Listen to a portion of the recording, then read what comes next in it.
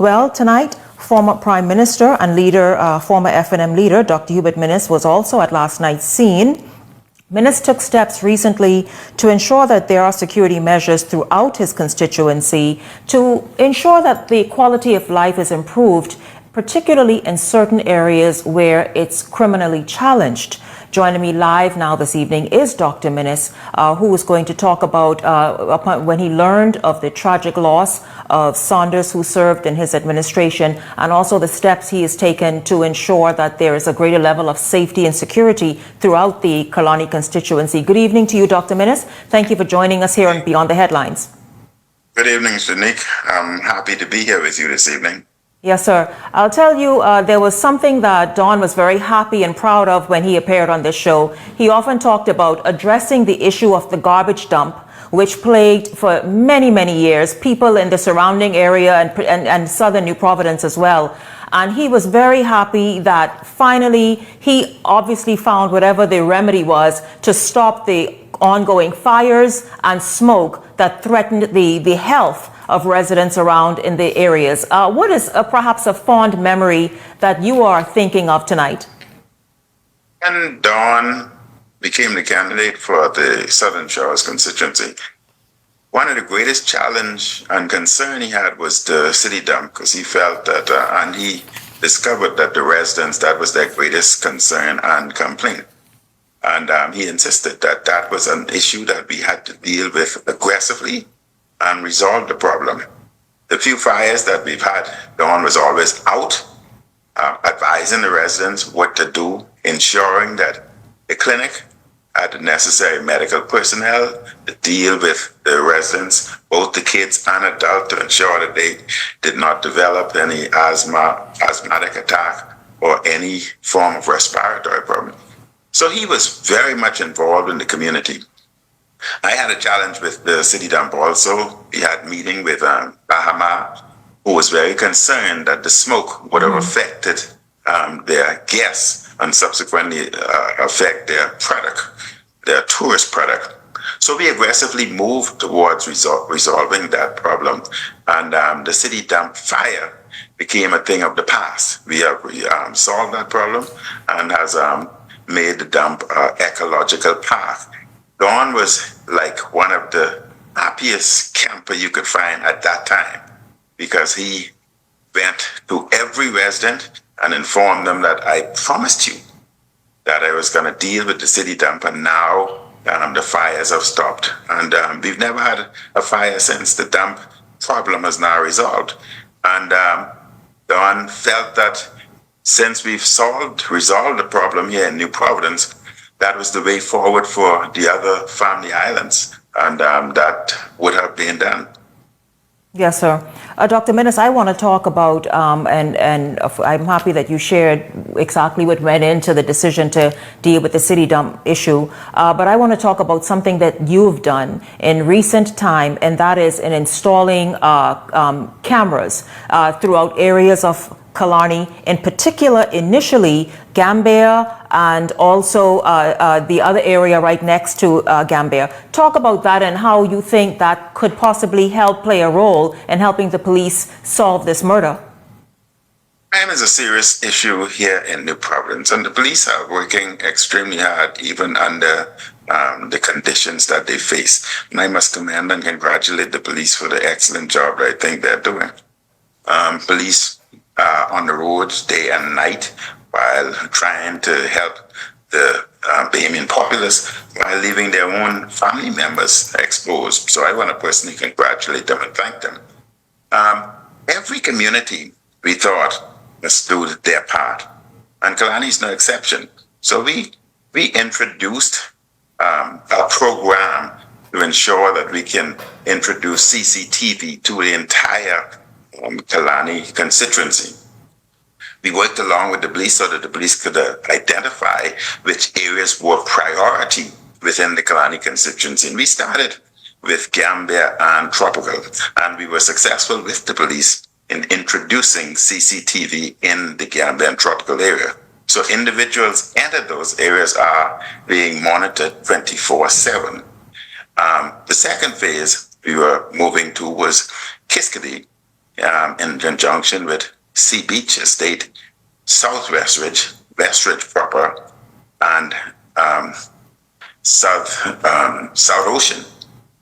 Those were the areas to be tackled next. And segmentally, we would continue to move along until the entire Kalani constituency is monitored 24/7. That is our involvement. But we introduced what I would term a three-phase approach. The CCTV camera mechanism is phase one. Phase two, we've started just a week ago, where residents within the Kalani constituency can obtain from the constituency office free of charge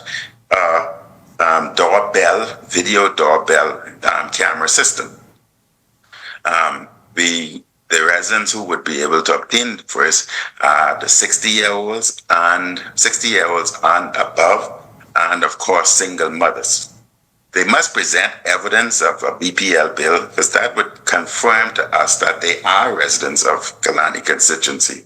And they must present evidence that they have Wi-Fi connectivity or cable bill, again, which would confirm that they have evidence of Wi-Fi connectivity.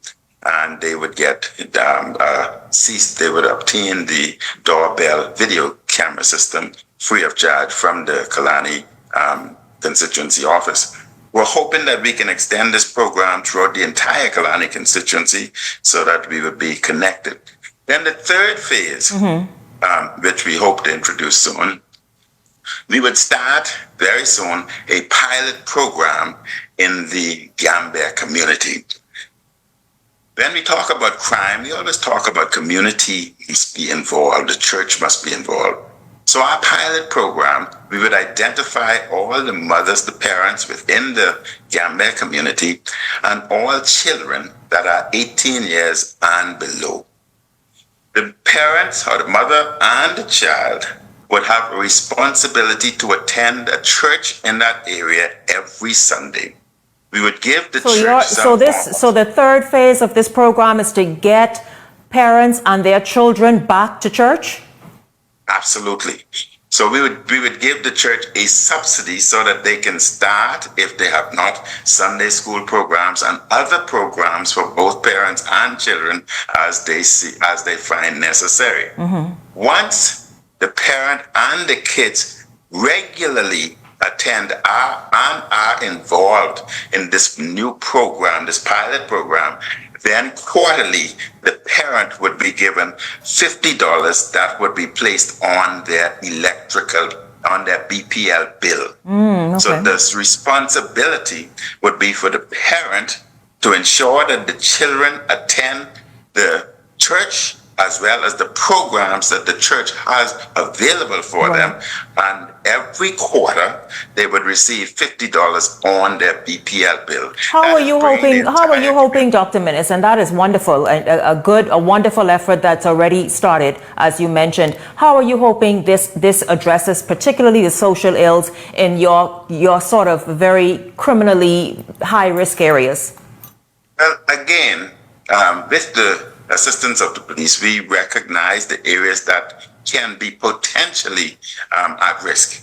And therefore, we would commence the pilot program within the Gambia community. We're hoping that once the data supports what we believe it would support, then that program can be extended to other areas. Example, Rock Crusher, example, Camp Road, and other areas that may be considered by the police as high risk. This would be bringing the church and the community back together, because many of us, including myself, while growing up, we were altar boys. We worked with the church. We were a part of the church. We were happy to go to church. We were happy to go and attend Sunday school. Now we talk about us being a Christian community. We talk about being families, but we're deviating from the church. These programs would bring us back. Well, certainly it is. It's a part of the answer, a part of the solution, certainly, which is getting families and particularly young people back in church, back to the roots and the foundation that once defined us and kept us as a once peaceful, tranquil country that many people desire to visit and even live. And certainly to improve, again, the quality of life for so many Bahamians who are suffering as a result of this high crime rate. and as we see displayed in front of us last night. Dr. Minnis, thank you, sir, for speaking with us. Congratulations on the work you're doing there. Hopefully that does make a difference and something you can share with us in the future, and it can be expanded to other areas so that this country can get back to the tranquil nation that it was once known to be.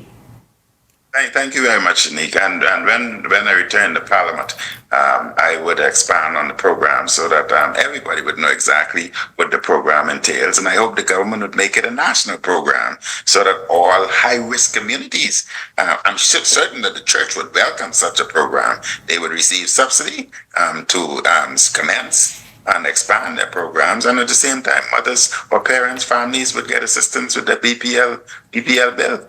All very needed. Thank you very much. Yes, sir, all very needed and welcome. But thank you once again, former Prime Minister and FNM leader, Dr. Hubert Minnis, speaking with us this evening on a security measure that he put in place in order to help just discourage crime and criminal activity in the Kalani constituency. Of course, as you know, and the reason we spoke with Dr. Minnis this evening is because former Deputy Speaker of the House and MP Saunders was gunned down in the Kalani constituency last evening in Gambia, an area that Dr. Minnis, you heard him say, outfitted with surveillance cameras, and also just last week to introduce the Ring doorbells as well. I'm sure it's the Ring doorbells he's talking about, the Ring doorbells as well to Gambia and moving outward from there. A wonderful effort again, and also the church effort as well, bringing the church back to the community and the community back to the church. A really excellent idea.